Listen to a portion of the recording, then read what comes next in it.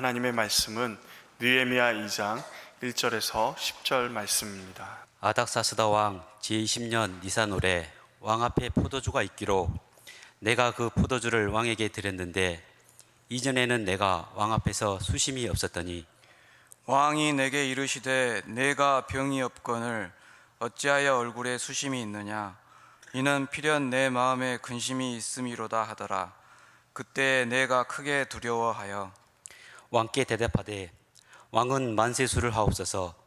내 조상들의 묘실이 있는 성읍이 이제까지 황폐하고 성읍이 불탔사오니 내가 어찌 얼굴에 수심이 없사오리까 하니 왕이 내게 이르시되 그러면 내가 무엇을 원하느냐 하시기로 내가 곧 하늘의 하나님께 묵도하고 왕에게 아뢰되 왕이 만일 좋게 여기시고 종이 왕의 목전에서 은혜를 얻어싸우면 나를 유다 땅 나의 조상들의 묘실이 있는 성읍에 보내어 그 성을 건축하게 하옵소서 하였는데 그때 왕후도 왕 곁에 앉아 있었더라.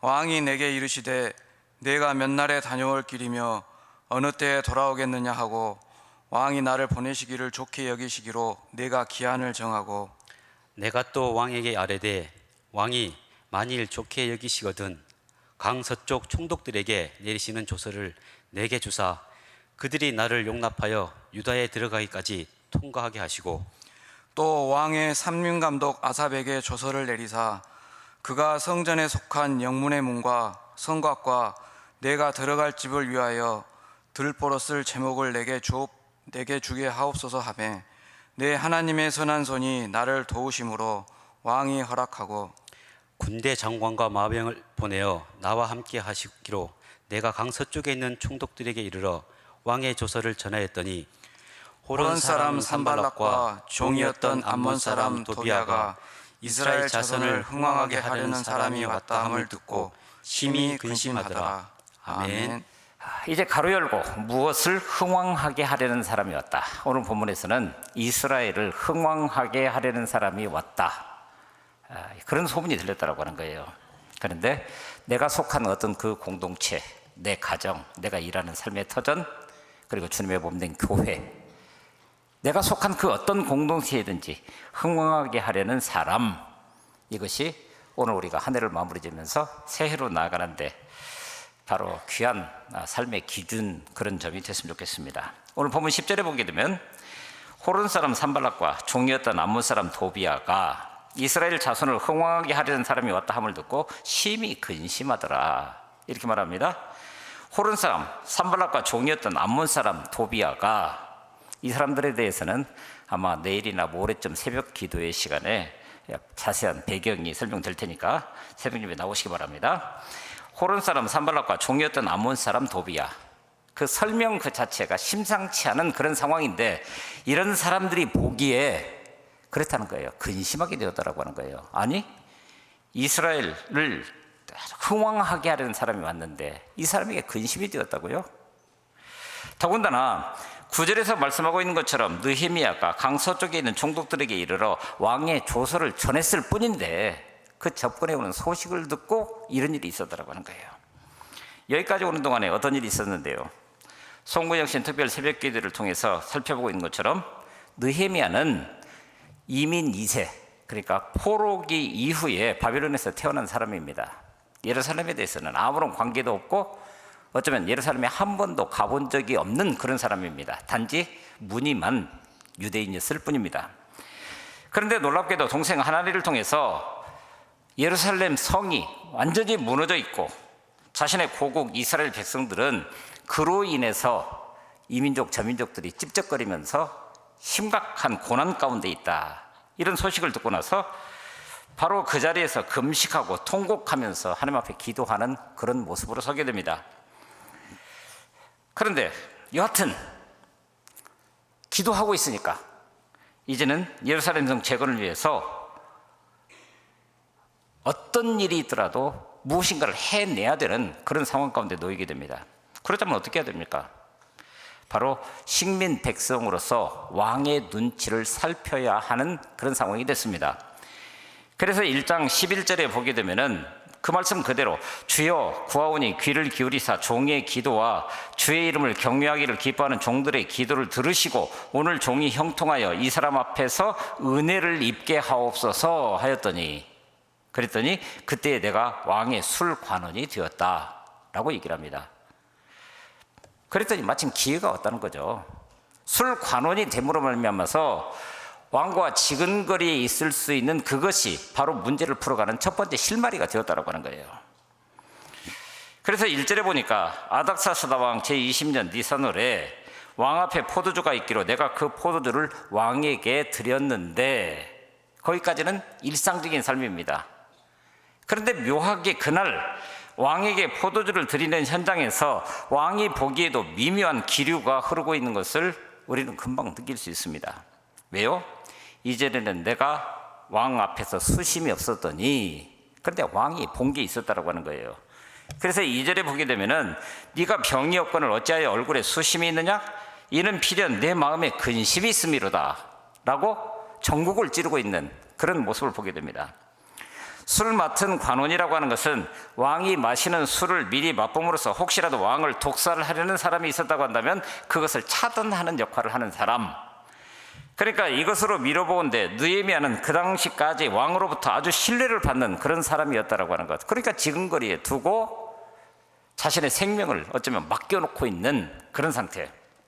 그런데 그 얼굴에 수심이 가득하고 왕도 그것을 바로 알아채고 필연 내 마음에 근심이 있을 거라고?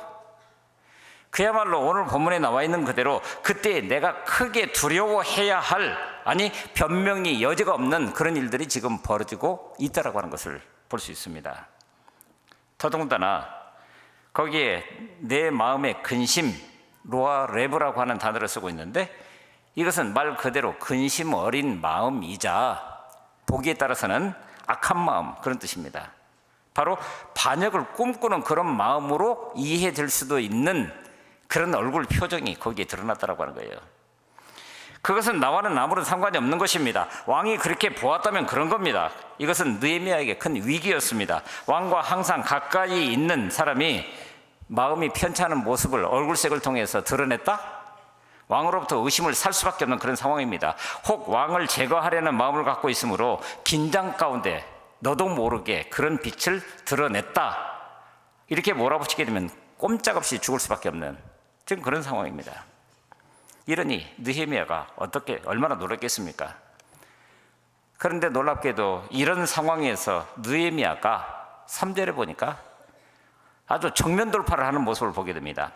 왕께 대답하되 왕은 만세수를 하옵소서, 평상시 하는 것처럼. 그런데 그 다음부터 이상한 언어가 거기에 기록됩니다. 나의 열조에 묘실이 있는 성읍이 이제까지 황무하고 성읍이 소화되었사오니 내가 어찌 얼굴에 수색이 없겠습니까? 뭡니까? 내 조국이 불타고 있다는 거예요. 말의 내용은 그렇습니다. 왕 앞에 정직하게 말합니다. 우물적으로 하거나 우회적으로 말하지 않습니다. 지금 자기가 들은 조국 예루살렘의 형편을 듣고 마음이 지금 아프다고. 사실 근데 이 말은 왕에게는 매우 민감한 것이었습니다. 포로 출신이 가장 높은 자리에 왕의 포도주 잔을 맡은 그런 사람으로 거기 있으면서 여전히 고향 생각을 하고 있다고요? 여기에 집중하지 않고? 그러나 느헤미야는 피하지 않았습니다. 정면 돌파를 시도합니다. 이런 태도는 큰 모험입니다. 그런데 이런 모험을 강행할 수 있었던 것은 1장 1절과 2장 1절을 서로 비교해 보게 될 때 기슬월의 그 소식을 듣고 기도를 시작하더니 니산월까지 무려 4개월에 걸쳐서 어떤 기도가 계속되고 있었다고 하는 거예요. 그리고 그 기도의 결과가 바로 그런 기회를 만들었고 그 기회에 이제는 정면 돌파해야 한다라고 하는 모험적인 상황까지 가게 된 것입니다.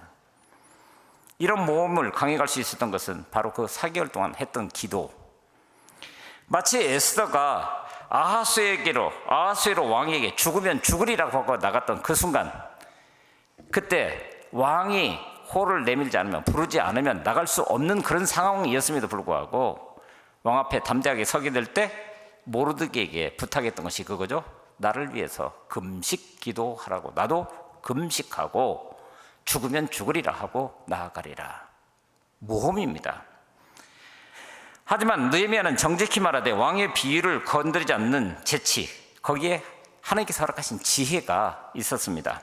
만약에 말 그대로 예루살렘이 황폐해져 있는데 제가 가서 다시 재건해야 되겠습니다 라고 이야기를 했다고 한다면 틀림없이 왕의 심기를 불편하게 했을 것입니다. 왜냐하면 예루살렘을 다시 재건하지 못하도록 명령을 내린 당사자가 바로 이 아닥사스다 왕이었기 때문입니다. 이것은 에스라 4장에서, 그러니까 제2차 포로 기간 동안에, 그러니까 느헤미야가 다시 예루살렘으로 가기 한 15년쯤 전에 에스라가 먼저 2차 포로 귀환을 할 때 많은 백성들을 데리고 갑니다. 그리고 거기에 가서 이미 세워진 예루살렘 성전을 바탕으로 해서 하나님의 말씀을 통해 영적 대부흥을 이뤄갑니다. 그러다가 보니까 그들이 거기에서 지금 우리가 겪고 있는 이 고난이라고 하는 것이 그저 성전이 있고 또 영적인 대각성을 통해서 우리가 하나님의 백성으로 세워지는 이것을 보호해 줄 수 있는 예루살렘 성벽이 필요하다는 것을 알고 예루살렘 성벽을 쌓아가는 겁니다.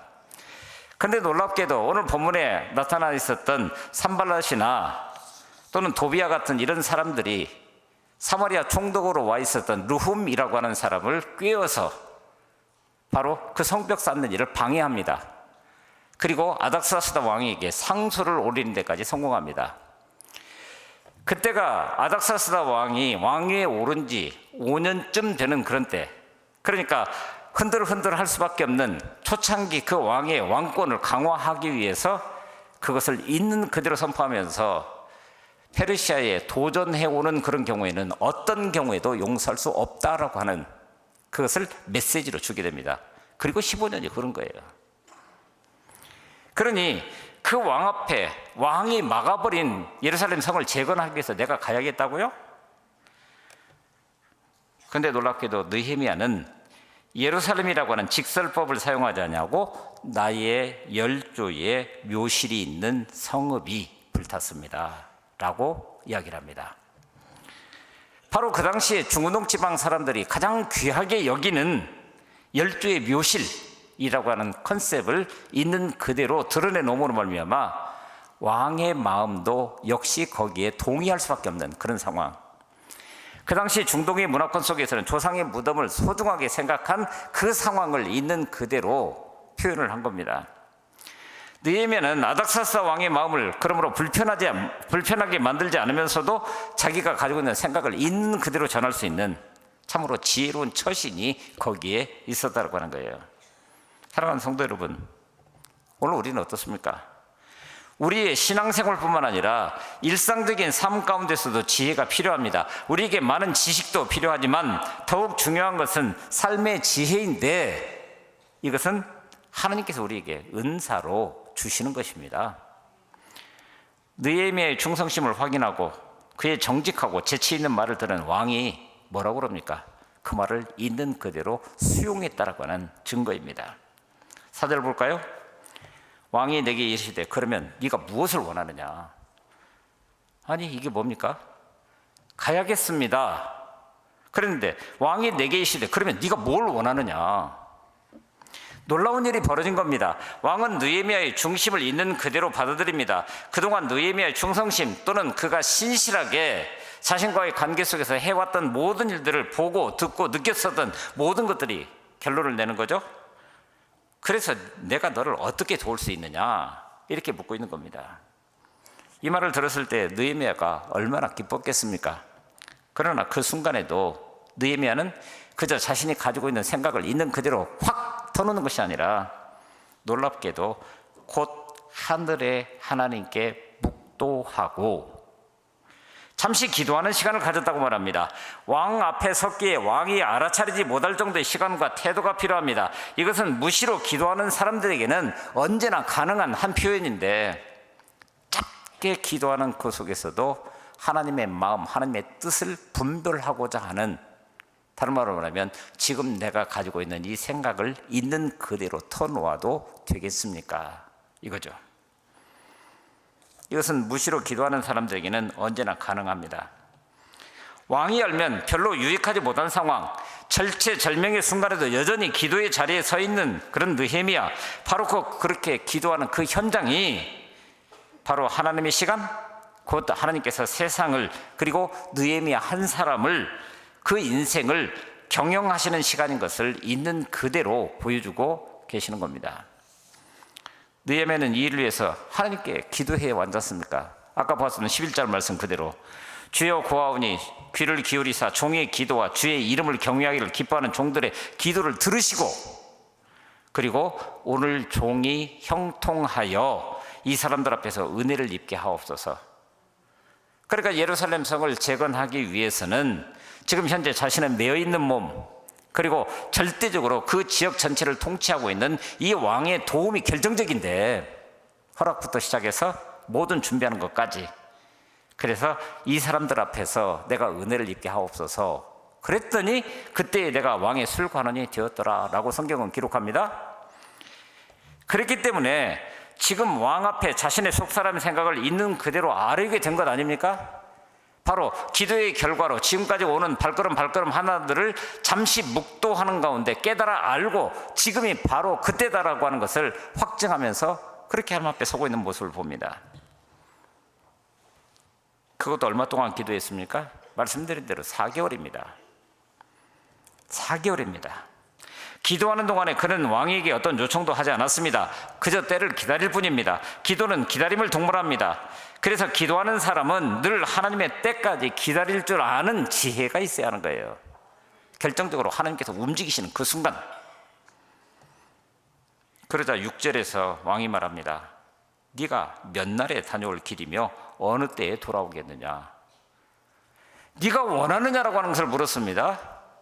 그래서 그렇다라고 이야기를 하니까 이런 일들을 해야 됩니다 라고 이야기를 하니까 왕이 뭐라고요? 이야기를 다 들은 왕은 뜻밖에도 허락 여부가 아니라 간다 못 간다 이게 아니고 언제 돌아올 것인지를 묻습니다. 허락은 이미 너는 내게 그만큼 중요한 사람이라는 거예요. 그러니까 내 옆에 있어야 한다는 거예요.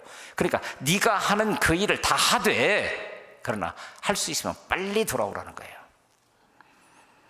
왕이 은혜를 베풀어야만 가능했던 그런 일인데, 느헤미야는 왕에게 그만한 신뢰를 얻고 있었기 때문에 하나님의 때, 하나님께서 주신 기회를 있는 그대로 포착할 수 있는, 그래서 그 기회를 이제는 현실로 바꿀 수 있는 그런 은혜가 거기에 있었다고 하는 겁니다. 그 다음부터는 일사천리로 진행됩니다. 6절부터 8절에 나와 있는 것처럼. 그러니까 느헤미야는 처음 기도하기 시작하면서부터 하나님께 은혜를 구하고 사람 앞에 겸손하되 이런 상황을 대비해서 하나님의 일을 세심하게 준비해 온 것 같아 보인다라고 하는 거예요. 어쩌면 그 방에, 중동동 지방에 지도가 탁 놓여 있었겠죠. 말씀드렸습니다. 그는 포로기 이후에 바로 잡혀온 사람의 2세로 바벨론, 파사, 그 땅 한복판에서 태어난 사람입니다. 예루살렘에는 그저 소식만 들었을 뿐이지 한 번도 가본 적이 없는, 그 상황이 어떻고 형편이 어떤지 그저 돌려오는 소리로만 알았던 사람입니다. 그런데 너무나도 정확하게 마치 앞으로 진행될 모든 사건에 대해서 로드맵을 결정을 해놓고 그것을 실행하기 위해서 준비한 것처럼 착착착착 진행이 됩니다. 거침없이 이야기합니다. 가서 얼마나 있을 것이며 여정과 건축에 따르는 문제점들을 예상하고 필요한 도움들 구체적으로 상세하게 정원합니다. 느헤미야는 각 지방을 다스리는 페르시아 제국의 총독들에게 그 여행을 도울 수 있도록 부탁했고, 예루살렘 성을 재건하기에 필요한 목재들을 가지고 갈 것을 허락받습니다. 그리고 느헤미야는 예루살렘 근처에 있는 왕의 삼림 감독 아삽에 관한 정보까지도 이미 확보하고 있어서 현장에서 더 필요로 하는 것들을 다 구할 수 있는 길까지 마련해 두었습니다. 마침내 아닥사스 왕은 느헤미야의 모든 요구들을 다 들어줍니다. 오히려 9절, 왕은 느헤미야에게 왕의 호위 군사를 붙여주어서 먼 길을 안전하게 다녀올 수 있도록 배려까지.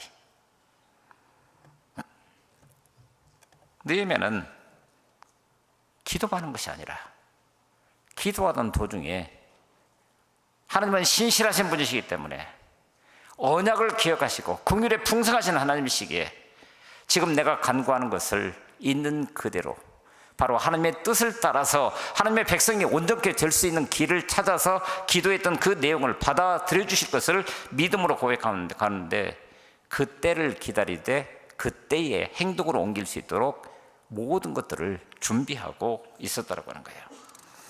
하나님께서는 이처럼 준비하는 자들을 사용하십니다. 하나님께서 하시는 일들을 보면은 놀랍게도 사람이 준비하는 것 같아 보여도 하나님께서 준비시키십니다. 거룩한 영적 부담감을 가지고 선 그 사람들을 움직일 수 있도록 모든 환경과 여건까지도 관장하시는 분이 하나님이십니다. 보십시오. 노아는 홍수를 대비해서 무려 120년간이나 방주를 지으면서 준비했습니다. 모세는 광야 40년 동안 이스라엘 백성들을 이끌기 위해서, 그가 왕궁에서 40년, 미디안 광야에서 40년, 무려 80년을 준비하게 만듭니다. 이스라엘 백성들을 이끌 지도자로. 사도 바울은 어땠습니까? 수요 기도회 때 말씀드렸던 것처럼 그는 다메섹 땅에서 예수 그리스도를 만나기 전까지 유대 율법에 정통한 사람이었습니다. 바로 율법의 바탕을 거기에 미리 준비를 해놓고, 그리고 다메섹 땅에서 예수 그리스도를 만나고 나자마자 그가 아라비아 광야로 들어갑니다. 무려 3년을 거기에서 말씀을 깊이 있게 묵상하고 기도하면서 내가 만난 그분이 하나님께서 800년 전에 약속하셨던 메시아가 맞냐? 확정되었을 때 그가 예루살렘으로 나와서 많은 사도들을 만나고, 그래서 불타는 열정을 가지고 거기서 하나님의 말씀을 선포하려고 시도합니다. 그랬더니 3년 전만 하더라도 유대인의 무리 중에서 전략가이고 그리고 모두의 지도자였던 이 사람이 갑자기 바뀌어서 예수를 전하는 사람이 된 거예요. 죽이려고 달려들죠. 그래서 또 도망갑니다. 길리기에 가서 자기 고향집에 가서 무려 13년을 칩거하고 있는 모습을 봅니다. 하나님의 때가 되었을 때 바나바가 시리아 안디옥에 파송이 되었고, 혼자 그 많은 숫자들을 감당할 수 없어서 사울을 생각하게 됐고, 그래서 길리기아 다소에까지 가서 찾아내어 그를 데려다가 1년 동안 함께 있었는데, 바로 길리기아 다소에서 온 사도 바울로 인해서 시리아 안디옥에서 처음으로 세상 사람들이 예수 믿는 사람들을 가리켜서 그리스도인이라 칭하는, 예수 그리스도에게 속한 사람이라고 그런 호칭을 들을 수 있는 그런 역사를 이뤄냈다는 거예요. 세상에서 자기의 자리를 지키기 위해서는 최선을 다해서 연습하고 준비합니다. 최근에 야구선수 하나가 토론토 블루제이스로 옮겨가더니 4년에 8천만 불을 받는다. 8천만 불이 도대체 어느 정도 됩니까? 한 9천 몇백, 900 몇십억 정도 되는 돈입니다. 야구 하나 잘해서? 단순히 야구 하나 잘해서 그렇습니까? 그 위치에까지 올라가는 과정이 아무 준비 없이, 아무런 노력 없이 그렇게 됐을까요? 얼마나 철저하게 준비하는지 모릅니다. 하나님 나라의 일꾼들은 그래서 더욱더 철저하게 준비해야 합니다. 느헤미야의 예를 통해서 우리가 보는 것처럼, 느헤미야는 이처럼 하나님 나라의 일들을 위해서 열심히 하나님 앞에 기도하고, 그러나 그런 과정을 통해서도 자신이 해야 할 일에 대한 그림을 그려가면서 다 차근차근 준비한 그런 사람이었습니다. 그래서 오늘 우리가 보고 있는 그런 결과물을 보고 있습니다. 그런데 그 결과물을 두고 느헤미야는 뭐라고 이야기를 합니까? 우리 8절 말씀 한번 같이 보시겠습니다. 이런 거 이렇게 해주십시오 하매 내 하나님의 선한 손이 나를 도우심으로 왕이 허락하고. 사실 아닥사스다 왕은 그렇게 인자하고 마음이 넓은 그런 왕이 아니었습니다. 기록상에 보게 되면 오히려 변덕이 심하고 성격이 급한, 그래서 사람 대하기가 무척이나 어려운 그런 사람이었다라고 알려져 있습니다. 그런데 이런 사람이 변해서 예루살렘 성을 재건한 일에 앞장서 여러 가지로 느헤미야에게 필요한 것들 다 제공해 주고, 궁극적으로는 자기 호위 병사까지도 보내서 이로 하여금 안전하게 다시 내게로 돌아올 수 있도록 했다고요? 이것이 느헤미야의 처세술로 인해서입니까? 뛰어난 정치 감각이 있어서 그랬습니까? 아니요. 느헤미야는 내 하나님의 선한 손이 나를 도우심으로, 내 하나님의 선한 손이 늘 내 위에 있으므로, 성경 원문은 그렇습니다. 그러므로 왕이 허락했다라고 기록합니다. 자기가 열심히 준비하고 지혜를 총동원하여 성실하게 살면서 자기에게 맡겨진 일에 최선을 다해서 어떤 일의 결과물, 첫 번째 매듭을 풀어가면서 모든 것이 하나님의 은혜라고, 하나님의 선한 손이 내 위에 있으므로 이런 일이 가능했다고, 하나님께서 하셨다고. 혹 우리 가운데서 별것 아닌 조그마한 일을 해놓고 자기가 했다고 쇼업하고 자랑하고 떠벌리고, 그래서 인정해주지 않냐면 섭섭해하는 그런 모습들과 함께 비교해보면 얼마나 멋진 일인지. 그렇잖아요. 오늘 우리 믿음의 사람의 눈으로 느헤미야는 죽기까지 충성하고 난 후에 내가 한 것이 아니라 모두 하나님께서 하셨습니다. 이것이 바로 오늘 이 땅에 세워진 저와 여러분 모두의 온전한 모습이어야 할 줄 압니다. 사랑하는 성도 여러분, 이것이 바로 이스라엘 자손을 흥왕하게 하려는 사람들의 본질적인 모습입니다. 그리고 세상에 흐트러져가는 세계 속에서 자기 몫을 챙기는 사람들에게는 바로 이런 사람이 오자 이것이 근심이 되었다라고 이야기를 합니다. 2019년을 보냅니다. 이 한 해가 어떠셨습니까? 느헤미야와 같이 하나님께서 내게 주신 거룩한 부담감을 안고, 그래서 늘 기도하면서 대비하고, 그러므로 그 기도의 결과로 하나님 앞에 선 그런 모습이었습니까? 2020년을 새롭게 맞이합니다. 느헤미야와 같이 하나님의 인도하심을 구하면서 구체적인 삶의 열매를 거두어갈 준비가 되셨습니까? 일단 교회적으로 느헤미야와 같이 지혜와 성령이 충만하고 그 마음 중심에 늘 하나님을 향한 기대가 있고, 그러므로 하나님이 하실 것을 기대하면서 눈물로 기도하며 금식하고,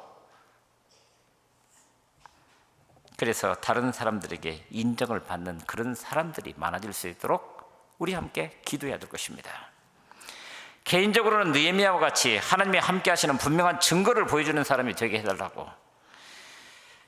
그래서 내가 일하는 현장 가운데서는 바로 이스라엘 자손을 흥왕하게 하려고 하는, 내가 지금 일하고 있는 이 터전을 흥왕하게 하려고 하는 사람이 여기 있다 라고 하는 말을 들을 수 있을 만큼, 그러면서 여러분, 오늘 이 땅을 향한 하나님의 선물로 느헤미야와 같은 그런 인물들이 되지 않으시겠습니까? 하나님의 교회를 흥왕케 하는 사람이라고, 내 가정을 주님의 이름으로 흥왕케 하는 사람이라고, 내가 일하는 터전이 바로 하나님의 뜻이 온전하게 드러나는 흥왕하게 하는 현장이 될 수 있도록 만들 수 있는 그런 사람, 그것은 다른 사람들 눈에도 이스라엘 자손을 흥왕하게 하려고 하는 사람은 가장 먼저 믿음의 눈으로 하나님의 선하신 손길을 기대하는 사람입니다. 기도하면서 나아가 그 하나님의 선하신 손길을 순간순간마다 맛보아 알아가고, 그리고 마땅히 감당할 바를 감당함으로 하나님의 선하신 손길을 세상에 드러내게 되는 겁니다. 그래서 2020년 새해 우리 모두가 그렇게 하나님의 선하신 손길에 맡겨져 받은 바 은혜를 하나님께 감사하며 그에 합당한 삶으로 귀한 열매를 하나님께 드리는 귀한 역사가 우리 가운데 함께 할 수 있기를 바랍니다. 오늘 우리가 함께, 오늘은 장로 안수집사 권사 은퇴식을 갖습니다. 이분들의 삶이 오늘 우리 모두에게 그렇게 보여지기를 바랍니다. 그래서 이들을 통해서 주님의 몸된 교회가 세상을 향해서 이스라엘 자손을 흥왕하게 하려는 교회가 바로 이 땅 가운데 세워졌다, 이런 고백이 있고, 그 고백이 귀한 열매로 드러나는 은혜가 함께 할 수 있기를 간절히 바랍니다.